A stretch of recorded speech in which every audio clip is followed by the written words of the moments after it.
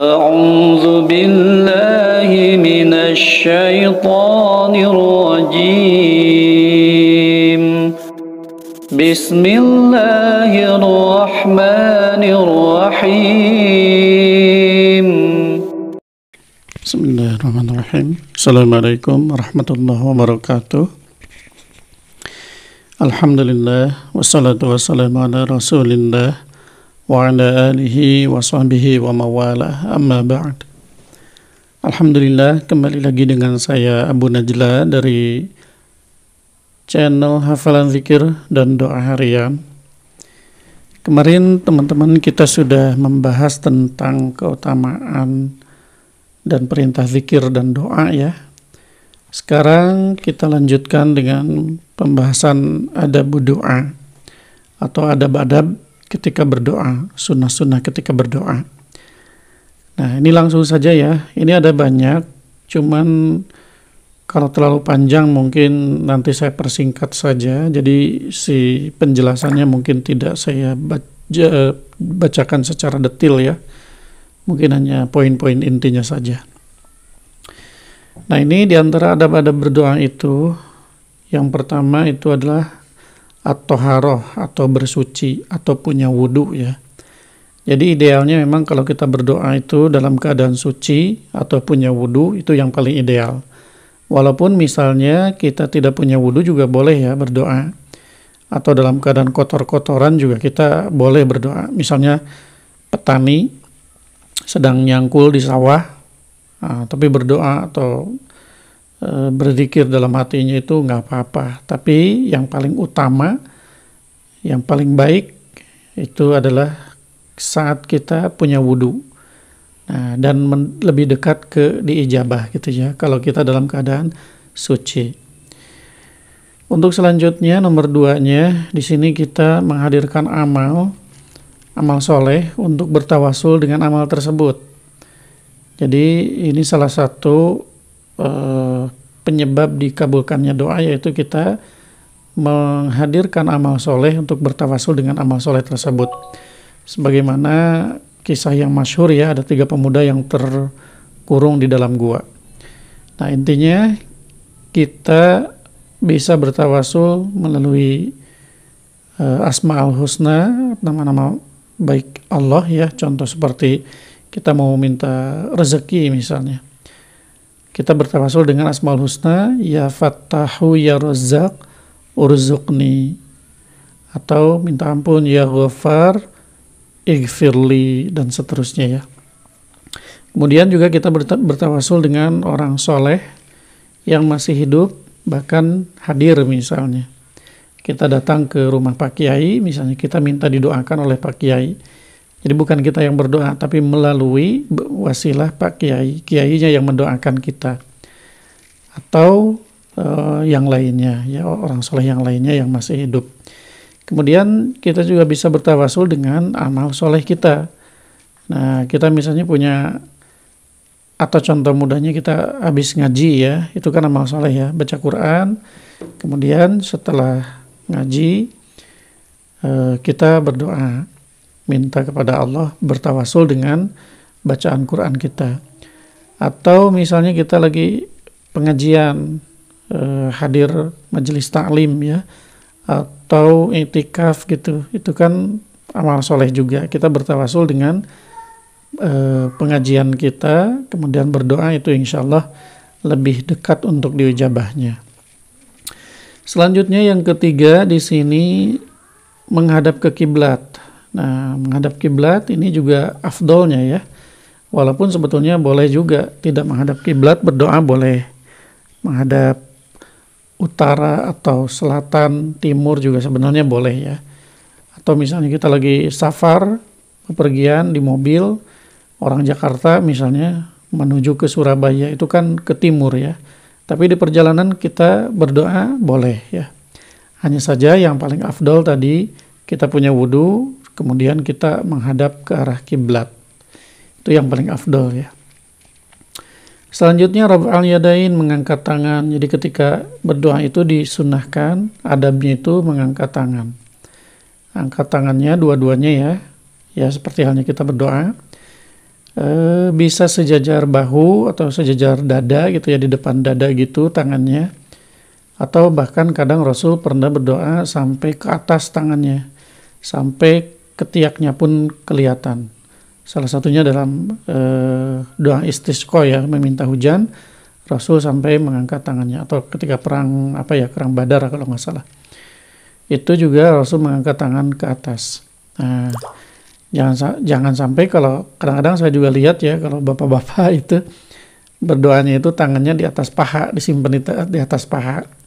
Nah, itu nggak tahu ya, saya ada dalilnya atau enggak, tapi yang baiknya itu tangannya diangkat di atas, dirapatkan, dua telapak tangannya menghadap ke atas ya, atau ke wajah kita, di depan dada kita, itu ya. Nah, posisinya seperti itu kurang lebih, mungkin terbayang ya sama teman-teman ya. Nah, itu. Kemudian selanjutnya yang keberapa ya? Ini yang keempat ya. Yang keempat ini iftitahu du'a bilhamdi wa tsana'i 'ala Allah. Jadi mengawali, membuka doa dengan hamdalah atau dengan pujian kepada Allah. Jadi dibiasakan ketika kita berdoa, adabnya atau sunnahnya itu kita awali dengan memuji Allah Subhanahu wa taala. Salah satunya yang paling mudah yaitu dengan mengucapkan alhamdulillahirabbil alamin. Kalau mau yang panjang juga boleh ya. Alhamdulillahirabbil alamin, hamdas syakirin, hamdan na'imin, hamdan yuafi ni'amahu yukafi mazidah. Ya Rabbana lakal hamdu wa lakal syukru kama yanbaghi li jalali wajhika karim mu'azimi sultanik. Atau yang lain-lainnya juga boleh ya. Itu jadi diawali dengan hamdalah atau pujian kepada Allah. Kemudian berikutnya dilanjutkan dengan as-salatu wassalamu ala nabi sallallahu alaihi wasallam ba'dal hamdi wa tsana'i. Jadi dilanjutkan dengan sholawat dan salam kepada baginda Rasulullah Muhammad SAW setelah hamdalah tadi. Jadi urutannya misalnya yang ringan ya. Alhamdulillahirabbil alamin, Allahumma sholli ala Muhammad wa ala ali Muhammad. Seperti itu kurang lebih. Nah, di sini ada dalilnya juga bahwasannya Rasulullah SAW bersabda, kullu du'ain mahjubun, setiap doa itu terhalang. Hatta yusolli sahibihi ala Nabi sallallahu alaihi wasallam, sampai si orang yang berdoa tadi bersolawat kepada Rasulullah sallallahu alaihi wasallam. Nah, itu ya, jadi si solawat ini bisa membuka hijab, atau jadi si doanya itu langsung tembus ke atas gitu ya, menghadap ke Allah gitu. Kalau kita tidak bersolawat itu terhalang doa kita. Jadi disunahkan setelah baca hamdalah kemudian baca sholawat. Selanjutnya ini yang keberapa ya, ke-6 kalau nggak salah, yaitu menggunakan doa, memilih doa yang umum atau merangkum semua hal, mengumpulkan semua hal. Contohnya yang mudah itu biasanya doa yang paling sering kita baca ya, Rabbana atina fid dunya hasanah wa fil akhirati hasanah wa qina adzabannar. Nah, itu semuanya terangkul gitu ya, terkumpul semuanya. Minta kebaikan dunia dan akhirat. Kebaikan dunia diantaranya kita minta kesehatan, rezeki yang banyak, badan yang sehat, dan seterusnya. Itu fid dunya hasanah. Kemudian di akhirat, fil akhirati hasanah, kita juga minta kepada Allah supaya selamat di akhirat ya, masuk surga dan seterusnya ya. Kurang lebih seperti itu. Kemudian selanjutnya bada'atid da'i binafsihi, memulai berdoanya itu mendoakan diri sendiri. Jadi kita, karena disunahkan juga kita mendoakan orang lain ya, apalagi tanpa sepengetahuan orang lain. Nah, kita disunahkan, atau sebelum kita mendoakan keluarga kita, orang tua kita, anak kita, atau saudara-saudara kita, kita doakan dulu diri sendiri. Selanjutnya baru kita doakan yang lain ya. Selanjutnya di sini tikrarud du'a thalathan, mengulang-ulang doa sampai 3 kali ya, mengulang-ulang doa. Contohnya misalnya kita mau tidur, bismika Allahumma ahya wa amut. Bismillahirrahmanirrahim wal amut, bismillahirrahmanirrahim diulang-ulang 3 kali. Nah, itu juga sunnah ya. Kemudian al-azmu fil mas'alah. Jadi serius ya. Bertekad atau serius, benar-benar berdoanya itu benar-benar. Jangan setengah-setengah gitu ya. Di sini ada li haditsin Anas radhiyallahu anhu anna Nabi sallallahu alaihi wasallam qala idza da'a ahadakum falyalzamul mas'alah wala yaquluna. Ini jangan berkata, si orang yang berdoa itu jangan berkata Allahumma in syi'ta fa'atini, ya Allah jika engkau mau berikanlah aku. Nah, itu kan seolah-olah kita nggak butuh ya, seolah-olah kita nggak butuh.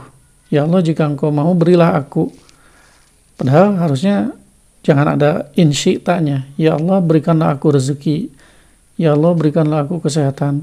Jangan ya Allah jika engkau mau berilah aku rezeki, atau ya Allah berikanlah aku rezeki dikit aja. Itu juga nggak boleh ya. Jadi kita serius, pol-polan lah itu istilahnya ya, jangan setengah-setengah.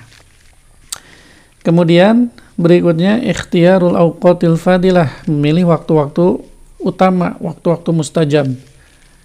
Nah, kita juga bisa pilih-pilih ya waktu-waktu mustajab.